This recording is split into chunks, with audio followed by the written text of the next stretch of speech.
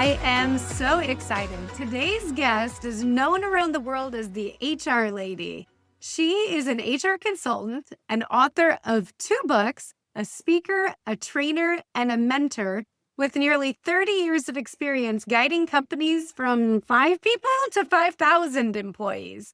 She's known for being real, reliable, and deeply realistic, and she does not sugarcoat what leaders need to hear. Wendy has written 2 boldly titled books, Suck It Up, Buttercup, Be a Leader People Will Follow Willingly, and, okay, I don't know if I can say this, but The A-Hole Whisperer. In that book, she tackles hard truths about leadership, accountability, and dealing with difficult people at work. She also hosts the HR Empowerment podcast that leads mentoring programs that help leaders step into their power and actually enjoy leading other humans.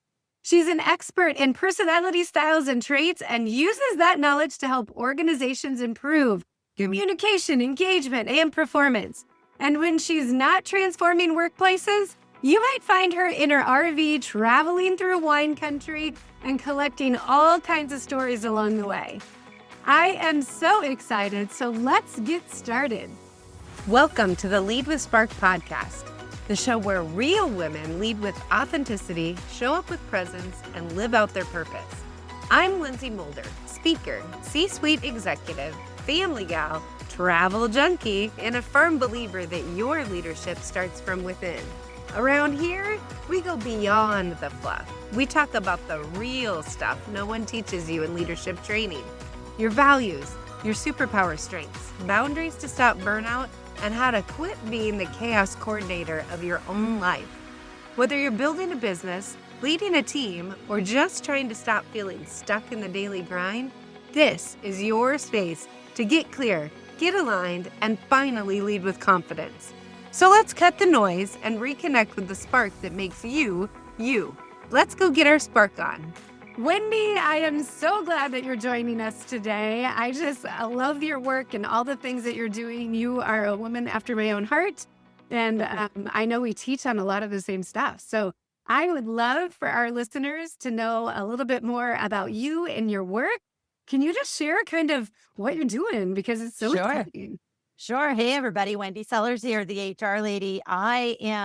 Lately, I feel like just I feel like I'm a fireman or a firewoman, just putting out fires, right? With everything that's going on in our country and in the world. And it affects the workplace because people are stressed and, they're also unsure, am I going to have a job? Are there going to be layoffs? So I do a lot of management training online, in person, private companies, conferences where, people want to know how the heck do I attract workers, first of all, but how do I retain the ones that I really want to keep?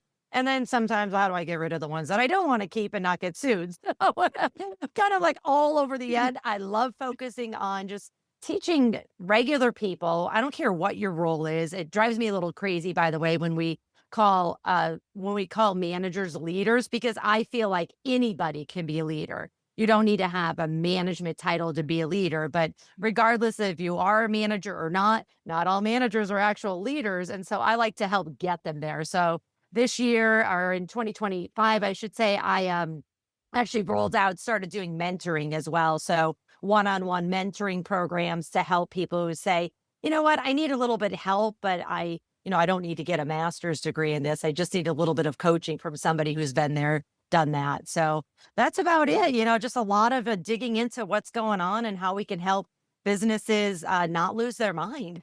Yeah. That's so much. You said about it, but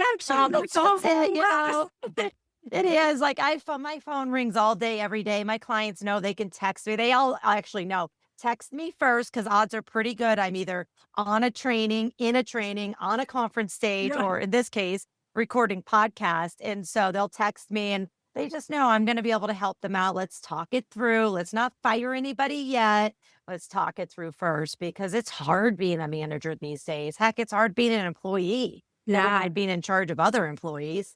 Right. You did hit the nail on the head when you said everybody's a leader. Right now in our world, I feel like everybody is either matrix leading people or they're leading their clients. So it doesn't have to be a title. Sometimes it's even just leading your own household. We're all Yeah. leaders. Yeah, it really is. I mean, now there are some people who think they're leaders and they probably need to go through some of our training courses and some coaching and mentoring, right? They might think they're leaders just because of their org chart title, but that doesn't mean anything. And I have to give the younger generations credit for pushing this even further to say, no, that person's not my leader. They just happen to be my manager, and I'm going to figure out a way around them so that I could turn around and lead them into something good versus me walking out the door. So congratulations, younger generations, for standing up for ethics and morals and saying, no, we're not going to take this anymore. And if we're not listening as business owners or business leaders, we're not going to have any staff. So we really need to, I'm going to just put it bluntly, shut up and listen to the people who are giving us feedback, right? So true. So true. In the intro, I shared that you've got a couple great books out, and one of them just cracks me up because it sounds like a pep talk and a warning all at the same time.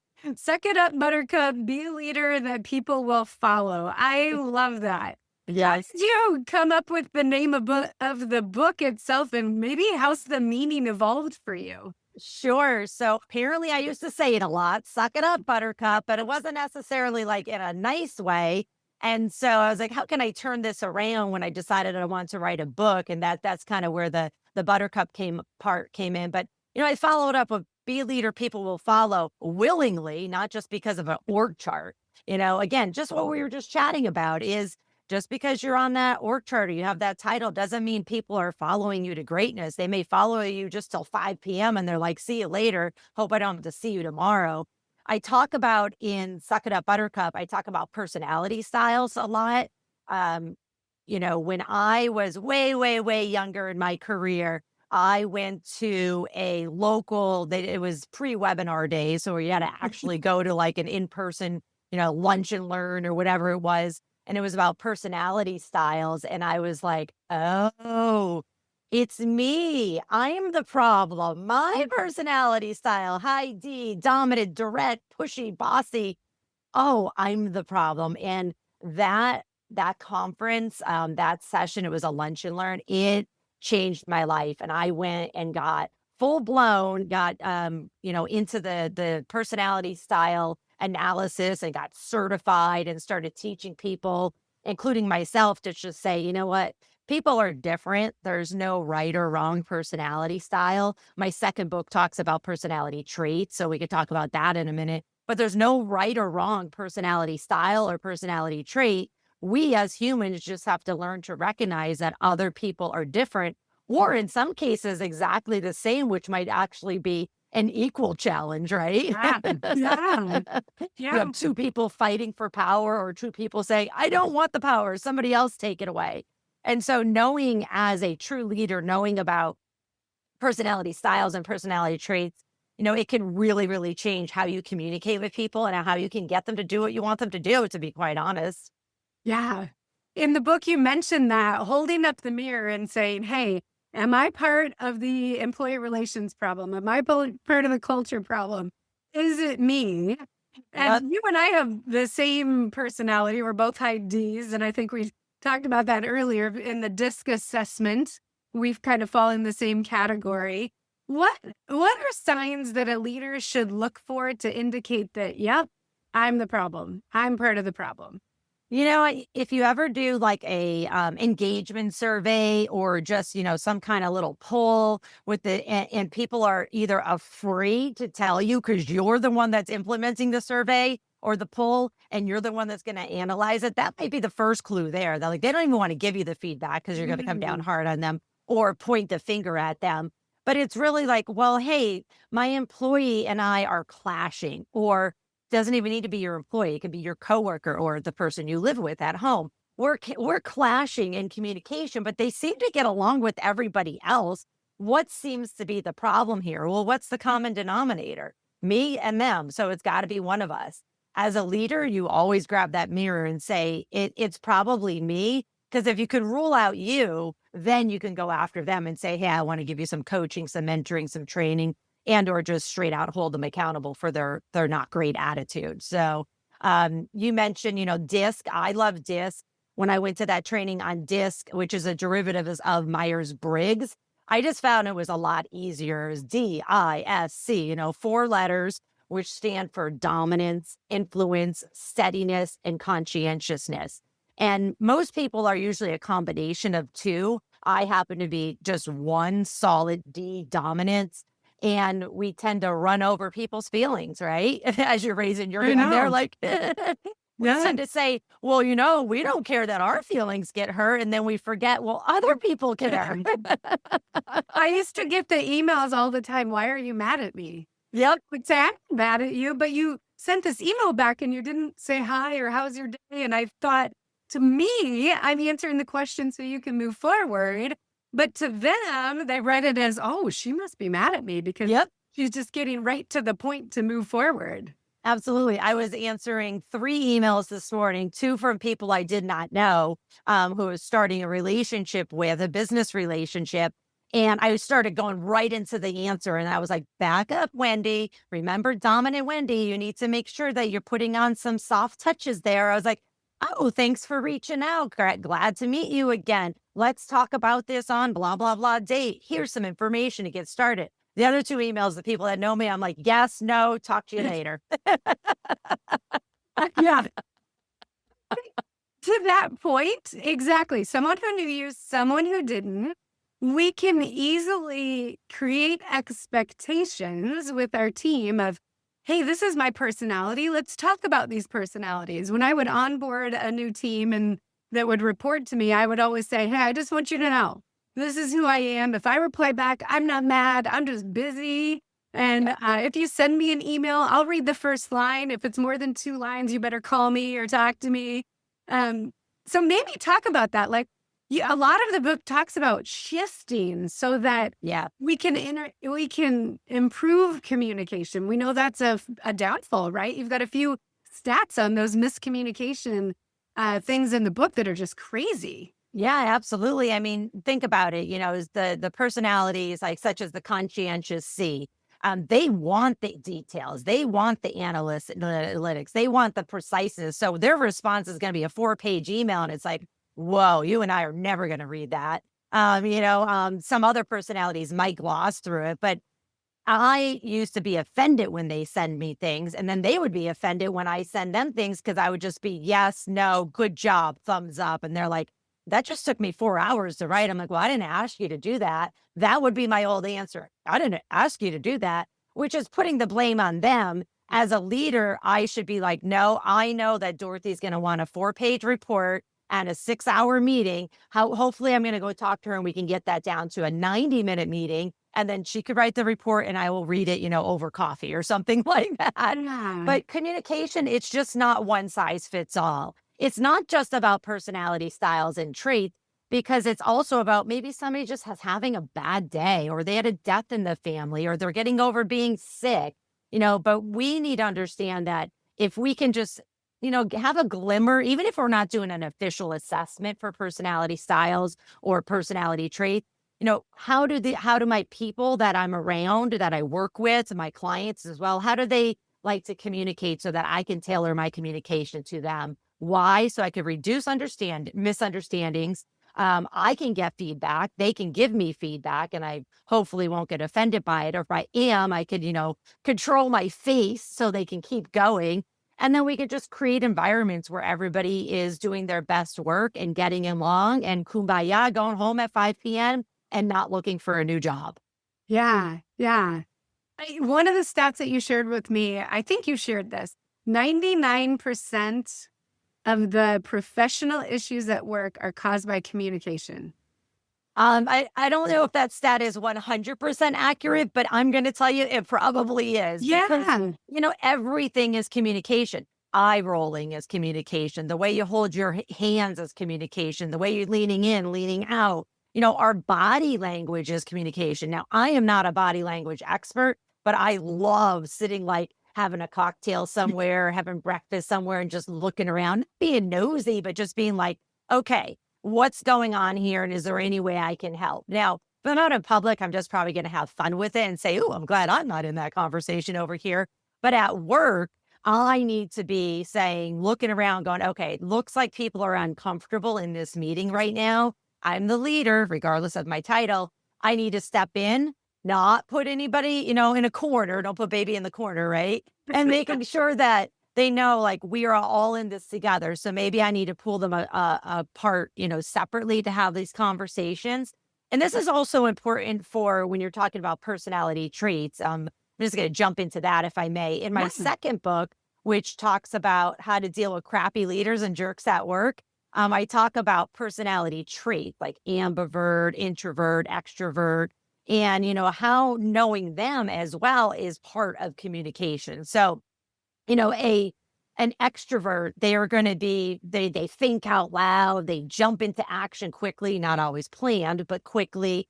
And if somebody's silent, they may be uncomfortable about that because they want all this conversations going. Where the introverts, they say, I need a hot minute before speaking. And that hot minute might be 24 hours. So if you're Yeah. putting them on a spot of something that is a major change, for example, they may say, oh my goodness, I am on the spotlight. And depending on what their personality style is on the Myers-Briggs or DISC model, those combined, we may take it as, oh, they're lying to us. It's like, no, no, no. They need more information. They need time to process that.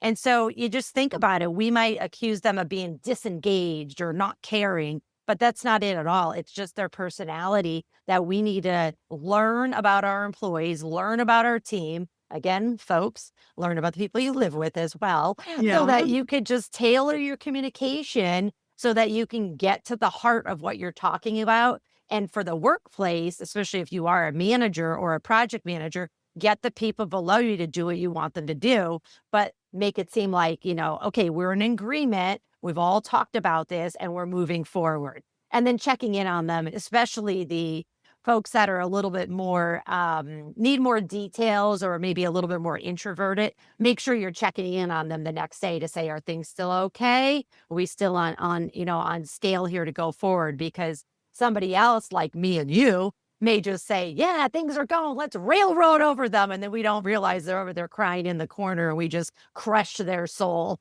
Yeah. Yeah. Okay. You talked about several examples. So you talked about in the conference room and all of a sudden you feel that shift of energy that's not good. You talked about one-on-ones and even at home with your Yeah. partner. What are a couple communication habits that you wish that everybody would adopt? The number one thing I would suggest, and I don't care what kind of personality style or trait assessment that you do, but just do one, even if it's a free one on the internet. Get some insight into yourself. The only person's communication that you could adjust or adapt to is your own. I don't want you to change your personality. Now, I was just telling somebody this the other day. Most people pick a career base that isn't aligned with their personality style and their trait, but that's not a necessity. You can be an introvert and have a customer service job. It may just be a little bit more challenging for you. You might need to take a little bit more deep breaths and things like that. But just learn about yourself, because the only person we can change or adapt for a hot minute is ourselves. So learn about ourselves. And then as we learn about ourselves and different styles and traits that are out there, we start going, oh, I think this person's that, and this person over here is this style or this trait. And, even if they don't take the assessment, at least you're learning a little bit, and you could just say to them, hey, I did this personality style assessment and this is what I am. What do you think about that? And, if you see people giggling and things like that, they're probably like, oh, thank goodness, but you finally took that. And yes, that's absolutely you.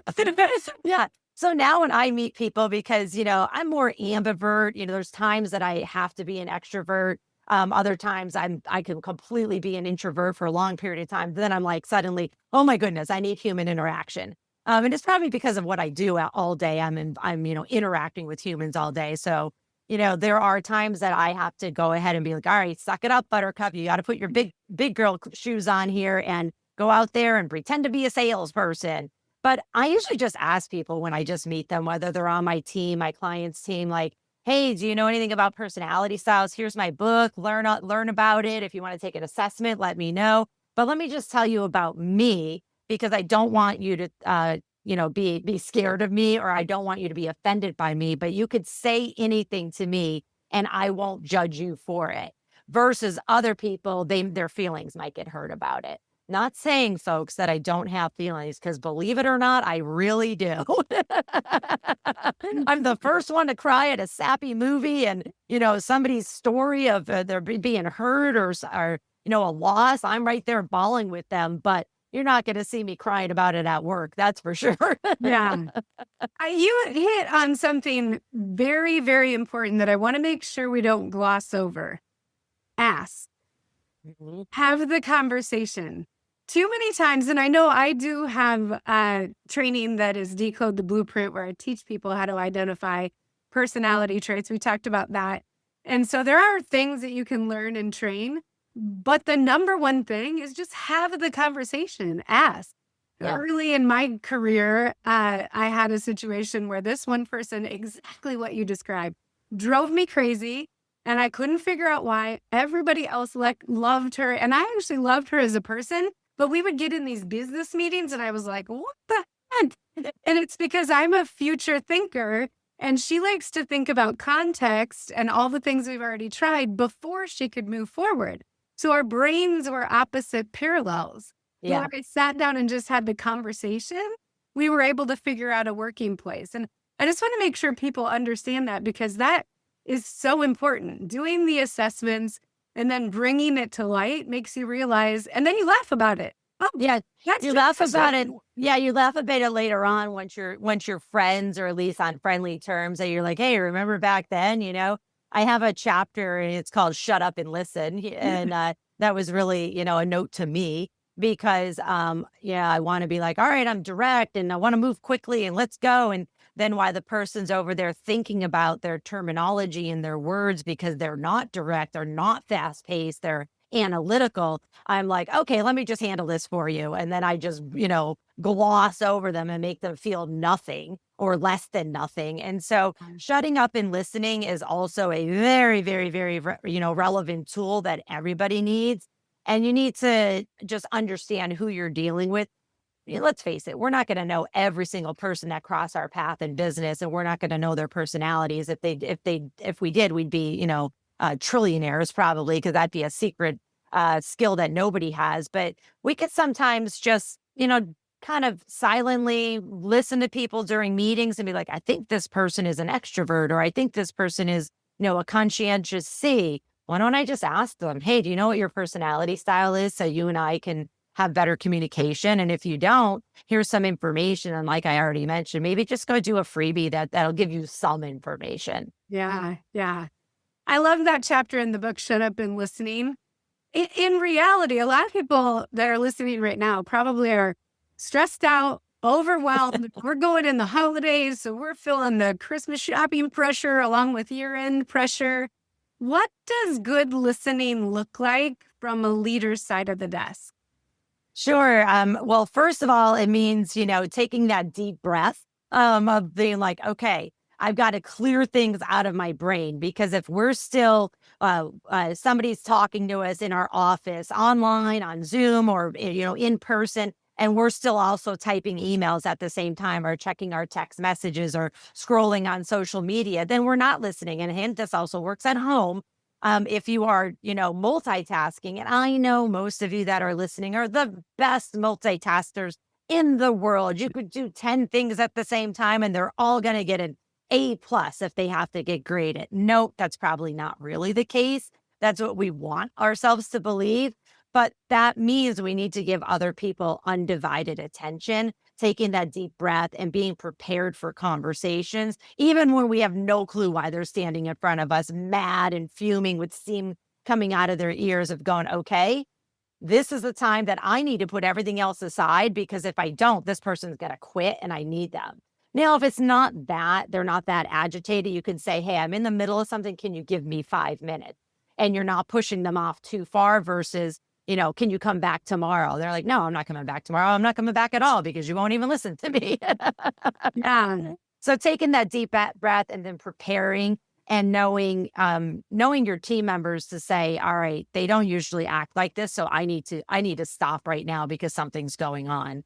And it works for the other side too, where you have people that are so excited about something that they're running around and trying to get everybody excited. And those other people are like, could you leave me alone so I can get my work done? Maybe you pull them into your area, your office to say, I'm so excited that you're excited. Let's chat about it. And then you shut the door so you can kind of give everybody else some room and some space. So you go, okay, I got them. I'm corralling this craziness over here. And then having some fun with it too. And then if you tell somebody that, especially somebody that's like an I, they're influential I, and they want to be seen as important, or they just want to spread really good energy, and you tell them, sit down and be quiet, you just crush their soul. Oh, yeah. And, you're not going to get that back anytime soon. And so it's little tiny adjustments in communication, including our game face, right? That's true. Our face, whether you are on in person, on a Zoom call, or even on the phone, we could usually tell when somebody is like frowning at us, or, they're rolling their eyes, or they're looking like with a blank stare. And you're like, okay, I've just wasted all my time here. What is going on? Right. Yeah. That's an interesting thought, because a lot of people wouldn't think that active listening includes that transition time. So what you shared is, hey, give me 5 minutes because I need to pause and transition my mind. Or, I'm going to pull you in that awareness of the pulse of the environment that you're in. Right. You can say like, hey, I need 5 minutes. Go grab a coffee and then come back. And, if you want, can you grab me one too? Here's $5, Yeah. But of just saying, okay, I just need 5 minutes. I want to give you my undivided attention. And in order to do that, I really need to finish this report. I need to send this email out. And then I even do, especially when I was in the actual HR seat in a corporation, I would close my laptop too, to let them know I am 100% concentrating on you. And I even now turn my phone over, turn the ringer off and turn my phone over on the desk so that they can see that I am concentrating on you and you have my undivided attention, even though I have no clue why you're in here and upset. I'm going to try my best to help you, and I'm going to try to keep you away from the rest of the team that you're freaking out right now. Well, and those little movements show them I value you, I see you, I want to hear you. That goes a long way with building trust and respect and rapport, and creates that loyalty, that the difference between leaders and managers. It really is. And it's also about saying, like, there's going to be many times you can say, can you give me an hour? Can you give me 2 hours? But other times it's going to be like, okay, no, I can't. I can't even get them to give me 5 minutes. I have to handle this right now. And being a manager and a leader these days, you have to learn how to adapt not only your schedule, but your game face. And then, your personality and your communication, so that you can understand what's the problem. Am I the one to fix it, or can I go find somebody to help them fix it? And if I don't, what is going to happen? Is this person going to walk out the door and never come back? Are they going to sue me? What is going to happen? And not only that, are they going to take other people on the team with them? Because that often does happen. Yeah, very true. I like another chapter in the book. I think it's called Acting Lesson. No, it is Acting Lesson. And you ask people to change for just 15 minutes. Yep. So in real life, what does that exercise look like? Yeah, so it's in when I'm going to in-person trainings, I do this exercise, and I put people in groups and we do different exercises, and then we do skits. So I give them a situation. They're usually intense and then funny situations to say, okay, now you have to handle this. And in my chapter, Acting Lessons, which is the last chapter of Suck It Up, Buttercup, I actually have a download on Google Drive for people who get the book too, so they can use it. I mainly focus on the personality styles, the D, the dominant D, and then the conscientious C, because they are the two personality styles that are mainly fact-based first as a priority, versus the other two are feelings-based first as a priority. So I don't have to coach the I's and the S's to say the steady S's and the influential I's. I don't have to coach them to say, hey, don't forget about people's feelings, because no, that's their natural tendency. They feel for people first and then jump into the facts. These other two personality styles, you and I are one of them, we jump into the facts first and railroad over people's feelings. So my acting lesson teaches the D's and the C's to like, let's remember people's feelings first, because if we can validate them or at least shut up and listen, then they will know that I care about them. And then I can get into the facts of whatever the situation is. We missed a deadline. We need to move a deadline. The client's being a jerk, whatever it might be. So I do a lot of role playing activities that can be quite fun. But in the end, most people go, I had that happen yesterday. I wish I had this yesterday. I'm like, take a deep breath. Our brain actually switches gears when we take a couple deep breaths because we're in survival mode, or we think we are. We're really not. We're just in a conversation that we don't like. But our brain goes, I'm in survival mode. I need to do something right now. Well, scientifically, when we take a few deep breaths, our brain goes, oh, I'm okay. I'm okay. I'm okay. So that's why all the scientists and psychiatrists and psychologists say, take a deep breath. I think I even said it earlier already. Take a deep breath. In my case, I made it take 3 or 4 and go, okay, I'm okay. There's not a truck coming at me. There's nobody coming in robbing me. I'm just upset right now. Let me go outside, take a few deep breaths, and then call this person into my office. For me, myself, I also try to jot down an agenda real quick in case somebody's crying or they're so upset and they're like throwing things out of their mouth. And I'm like, okay, I don't even know why we're here anymore. So I try to take that deep breath and say, okay, I need to talk to Sarah. These are the 3 items I need to talk to her about. 1, 2, 3. I'm going to send her an appointment, let her know in the appointment, these are the 3 items we need to talk about. And then I'm going to take a couple deep breaths so that we're both prepared when they come in. And then that way they know this is the reason you're coming into my office. I'm actually here for you. It's not for me. Does that make sense? Yeah, absolutely. One of the things I want to make sure we discuss, because I don't want any confusion on this from our listeners. We talked a lot about the personality styles and the personality traits and understanding someone else and making that shift so that you're speaking the same language with them. How do you explain the difference between that shift and inauthenticity? Yeah. Because you're not saying be inauthentic. Right. What you are saying is have the conversation and make sure they can hear you. So share just kind of your thought process around that.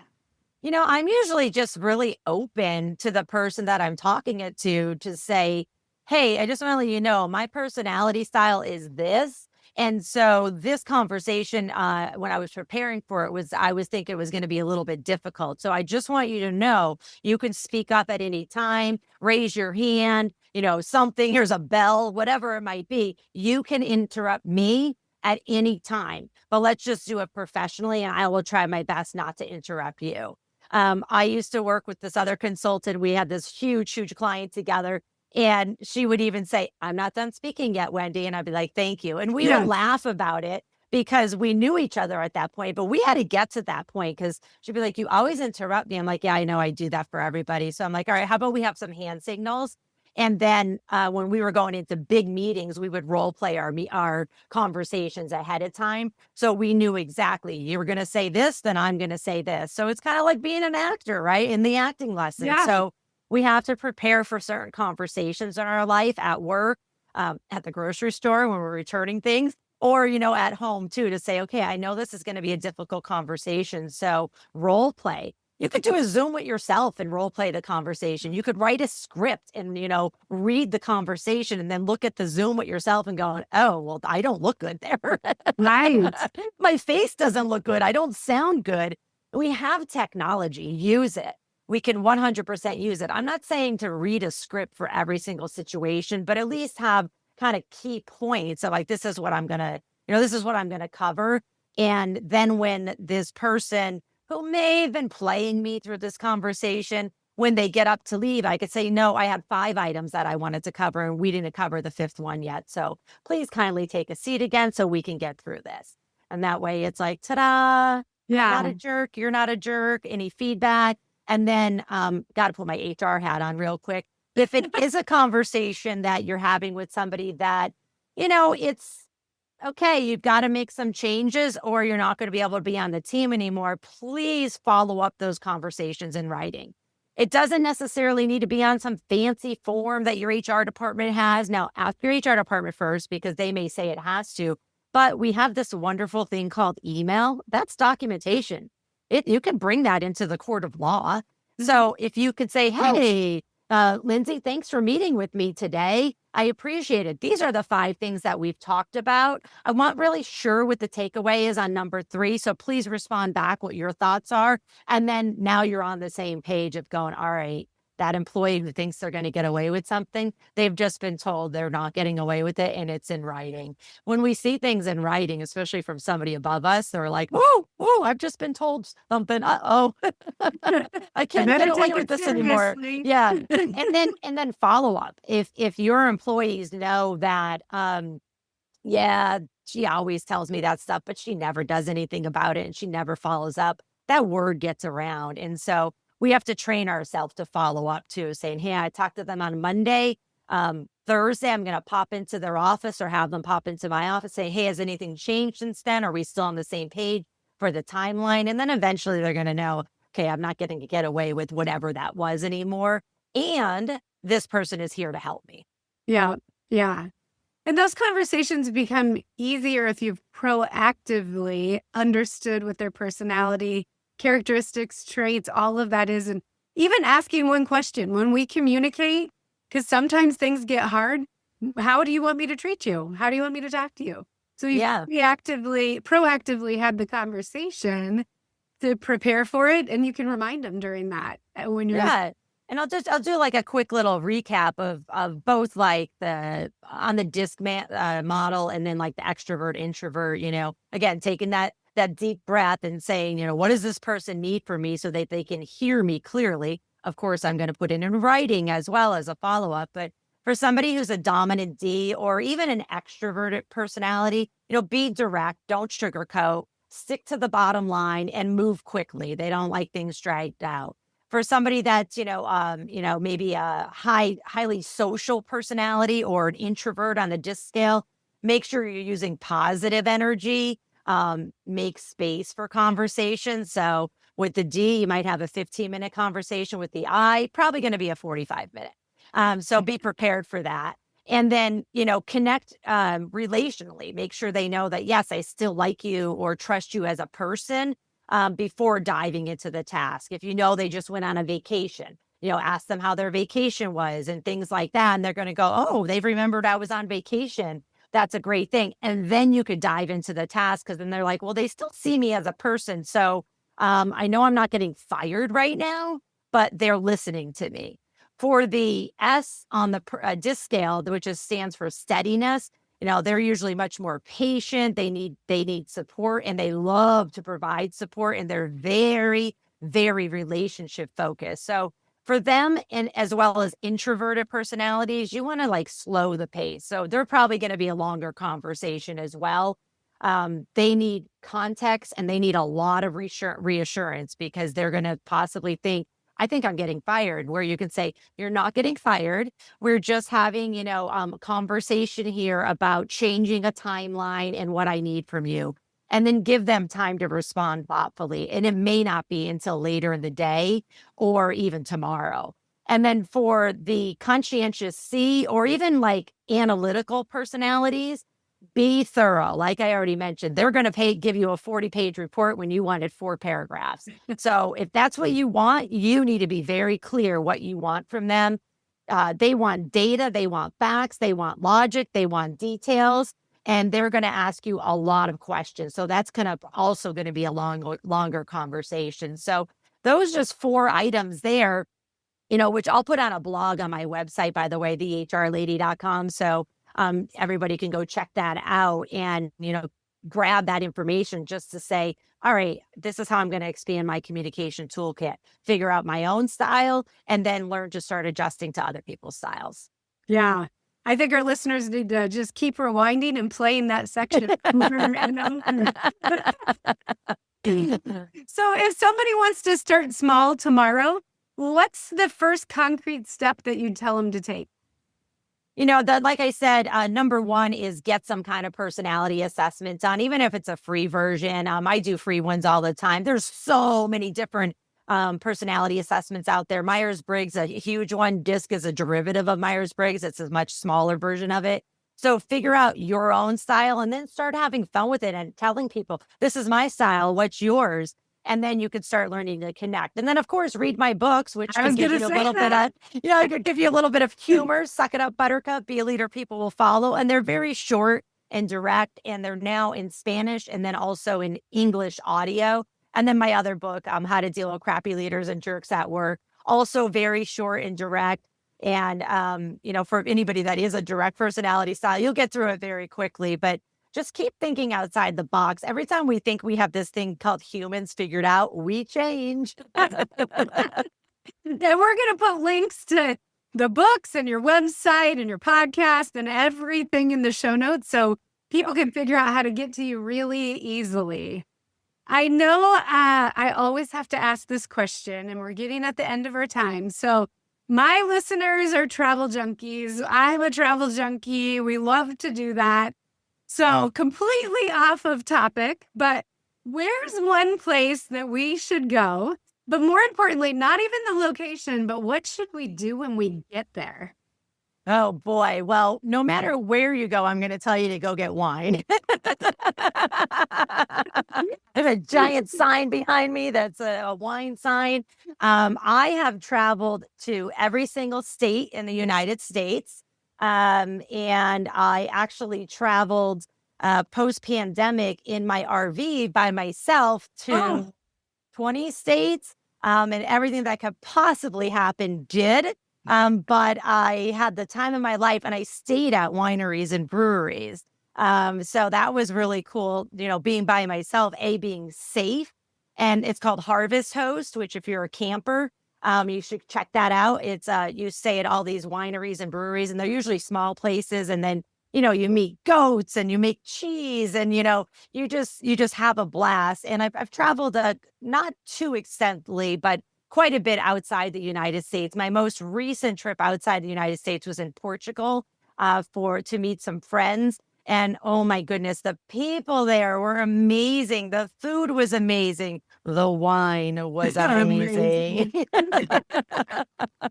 My husband wants to do the RV tour.